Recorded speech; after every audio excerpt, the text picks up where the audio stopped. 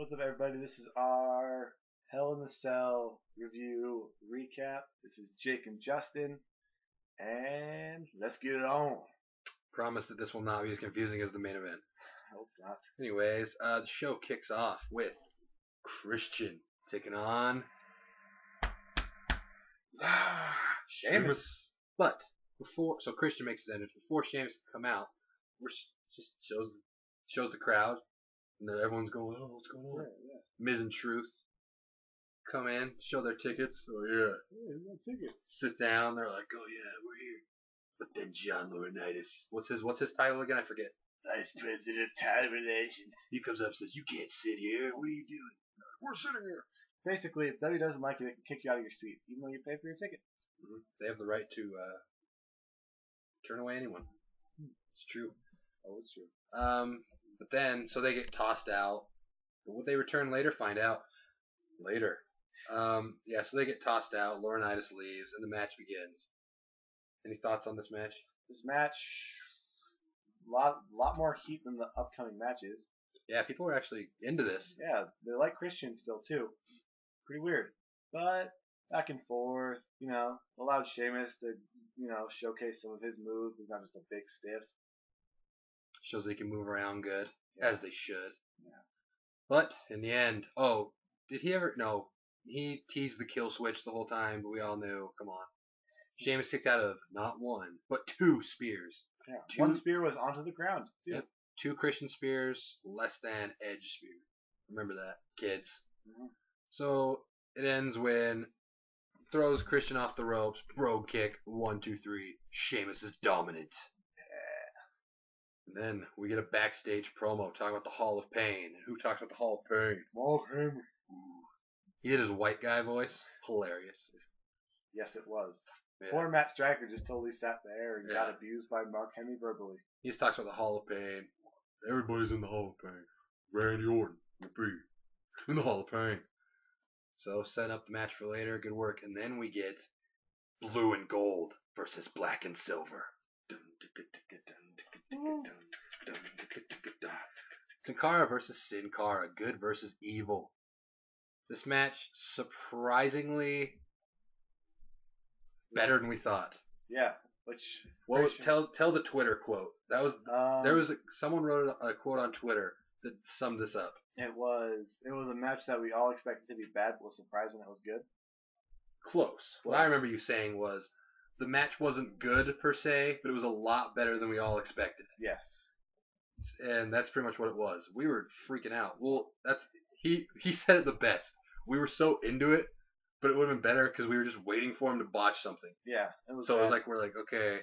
We're like, whoa, he had a Hurricane Rana there. Yeah. That was kind of okay. Yeah. But it was pretty good. I mean, a lot less botches than we thought. So shout out to those guys. Sometimes when you can both speak Spanish, things work out for you. So good work to them. Yes. So yeah, you can imagine a whole lot of dope counter. Yeah. Arm drag off the top rope. Yeah, super arm drag. Pretty awesome. And Black and Silver Sin Cara hit a power bomb earlier in the match. So at the end, to how the match ended, it looked like he was going for a power bomb again. But real Sin Cara said, "Nuh-uh." Yep. 1, 2, 3. Good Sin Cara wins. He went the opposite way of a Hurricane Rana too. Like he was up there for like a Hurricane Rana. And he went backwards. Yeah, but he went forwards, tucked and rolled, and then almost powerbombed him himself. Pinned him 1, 2, 3. So good Sin Cara. Yes, we're in the club. Then we got CM Punk backstage with former Nexus member, but they wouldn't want you to know that.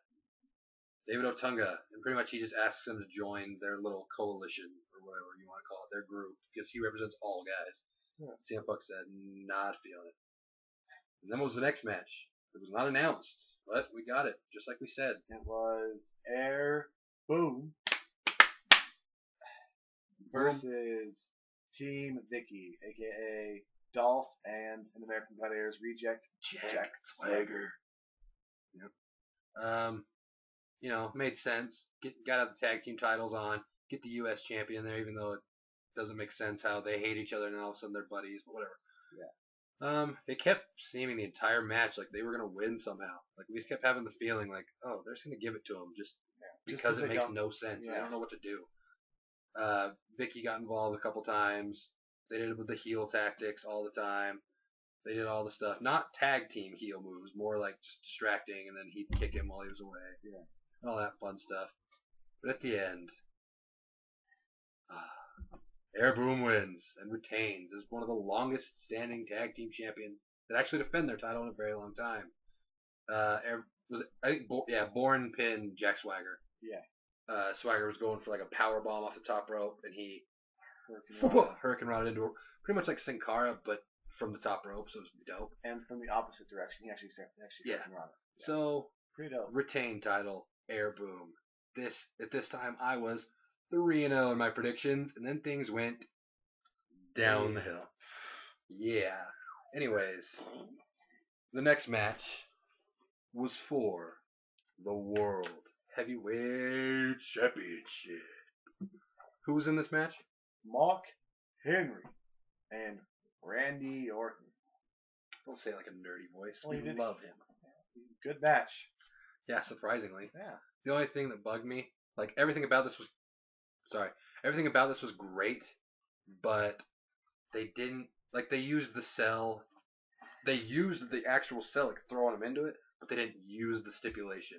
Like when you think Hell in a Cell, I mean, they show all the video packages leading up, blood everywhere, weapons, you think, oh, this match could be crazy, but it was like a cage match, except Yeah. go over the top. I mean, if I had to predict, I would have thought this match, because Mark Henry's not, like technical guy, they would have used more weapons in this than the later one. It was quite the opposite. But so they do stuff with the cell, and then your boy Randy Orton hits the RKO out of nowhere. No one kicks out of the RKO. Oh no, Mark Henry does. Mark Henry kicked out of the RKO, Kicks out. and Randy Orton just sits there like, Dang. well, that's all the moves I have. So he says, oh, I have one more. Backs up for the punt. Swing and a miss. World's Strongest Slam. 1, 2, 3. Clean finish again. Randy Orton. Gloss clean twice in a row. He's getting it through his head, like daddy. And the person there was aware enough to lift the cage up. Yep. Foreshadowing. The cage was lifted up. And then Mark Henry after the match, goes to induct him into the Hall of Fame. Yeah, he World's Strongest Slams him after the match. And then he goes to get the chair. Yeah. Puts it on him, goes to splash, and rolls away. And then they go back and forth with the chair. This is going to lead into Vengeance. Pretty sure, unless maybe. Unless they want to super push Sheamus. Yeah. It's too soon. They have to end it though, because it ended with Randy Orton music playing and him standing there. Yeah, so Randy Orton ended up getting the better of Mark Henry at the end, which I'm fine with because he lost clean, so he should be mad and attack him. Yeah. I mean, don't want to bury Randall Keith Orton. And then he kept saying, and I want it to happen at the end, that they might write Randy Orton off TV. Yeah. Just think about it. He still gets good reactions, but like we were saying, could you imagine a Randy Orton return pop and the heel heat it would get Mark Henry? Yeah. Would have been a smart idea, but then again, it's a risk of taking your top guy on SmackDown off TV. So it didn't happen. We get Del Rio backstage. Not really anything of relevance. Just talks about still his destiny, plans on winning, blah, blah, blah. And then, who comes out to cut a promo? Cody Rhodes in what they make you seem as a nice $2,000 suit. You know, you can buy those at the mall nowadays. Yeah. So he pretty much just cuts out what we thought was just to come out and cut a promo where he took the Intercontinental belt, dropped it in a bag, pulls out the old classic Intercontinental title. Está muy bien. That was incredible. Good to see that back. Looks like they're going to use it from now on. That's awesome. But then, continuing the storyline, Laurinaitis comes out to go, I'm sorry, Triple H, he's making you defend it, building on the thing where Cody Rhodes keeps getting forced to defend his title against this man. Say no make believe, Jomo. And a match that made. I mean, why not give the IC belt to some guy that's not even on SmackDown? I mean, makes sense to us. Should make sense to you. Yep. So they come out. Cody Rhodes has his suit on. He's like, oh, I'm not ready. But they have the match. He wrestles in the suit for most of the time. He actually wrestled in the dress shoes and the pants for the entire time. But he actually wrestled a good 5 minutes in his full-on suit. It was awesome. It was a good match. John Morrison does his normal high-flying stuff. Cody Rhodes. I don't even know what. Cody Rhodes ends up winning. By roll-up. It was like a weird roll-up, though. It was like a slam roll-up. Yeah. It was cool, so whatever. Makes Cody Rhodes look strong. He has now successfully defended his title 3 times this week. And it kind of proves that the theory that everyone has that there are no faces on SmackDown once you go past Sheamus and Randy Orton. Yeah, that's why they threw John Morrison out there. Ted DiBiase, that's not really something we want to throw away that soon, so let's, whatever. John Morrison, they won't know he's on Raw. We did, Vincent. We noticed, and we didn't like it. Yeah. Oh. If you're going to do the brand split, do it right. What better on a Sunday than the next segment? He came down from above to give us a backstage promo. The game in the Triple H. The game.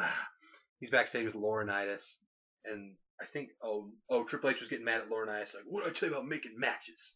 Come on, man, it's my job. But didn't Laurinaitis say that Triple H made the match? Yeah, out there. And wasn't Laurinaitis talking to those guys on Monday about you guys are getting messed up by Triple H? Mm-hmm. So it's a swerve. They swerved a swerve, and then they dodged the swerve, and then they brought it back, and then they threw a curve, and then I caught it, and I said strike. I think this one ended up being more of a ball, though. Yeah, I felt like something went seriously wrong here, and no one quite knew what it was. So then, that's pretty much all it was, except for then we see Miz and Truth in the locker room, and they took out Air Boom.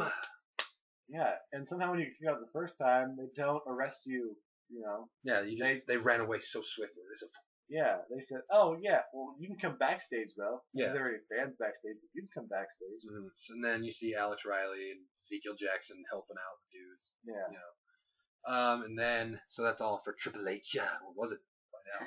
And then, all right, Divas title. Thank you, Triple H.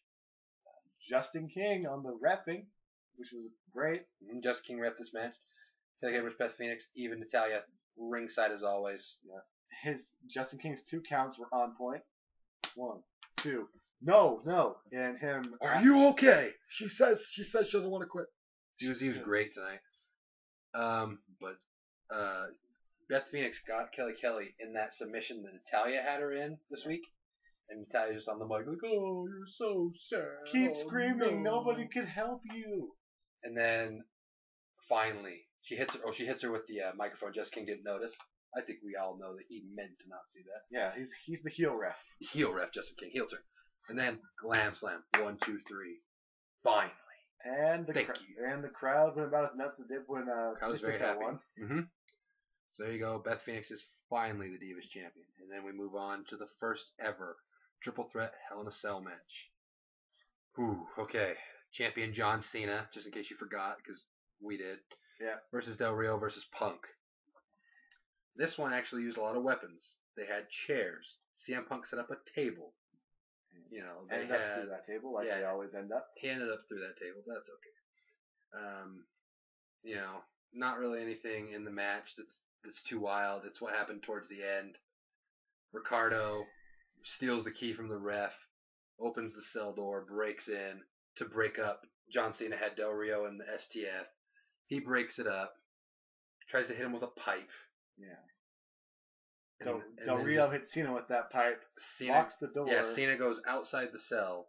Del Rio locks the cell, so Cena's on the outside knocked out. Throws it under the ring, guys. Get out of there. So Cena's locked out, doesn't know it. Proceeds to beat up CM Punk for a while. Those two go back and forth. And it ends with Del Rio hitting CM Punk with a pipe. 1, 2, 3. Alberto Del Rio is the WWE champion. It is my destiny. It was really another confusing. 2-week title reign. Maybe I'll get 3 weeks this time. Mm-hmm. Well, of course not.